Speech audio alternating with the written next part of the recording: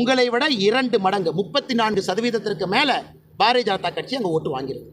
இவர் deposit just வாங்கினது பெருசு இல்லையாமா, 17% ஓட்டு வாங்கினது பெருசு இல்லையாமா. 6 எம்எல்ஏக்கள் வச்சுக்கிட்டு 3 சட்டமன்ற தொகுதி கோயம்புத்தூரில் டெபாசிட் இழந்திருக்காங்க. சிங்காநல்லூர் டெபாசிட் போச்சு, அவருடைய வேட்பாளர் இருக்கக்கூடிய சொந்த தொகுதி டெபாசிட் போச்சு. 6ல் 3 டெபாசிட் காலி.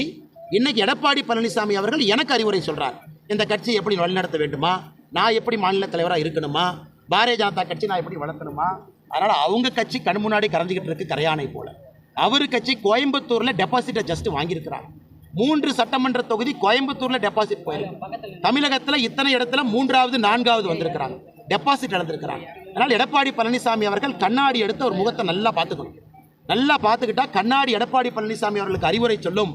அதிமுகவினுடைய பொதுச் செயலராக எப்படி இருக்க வேண்டும் என்று கண்ணாடி எடப்பாடி பழனிசாமி அவர்களுக்கு அறிவுரை சொல்லும்.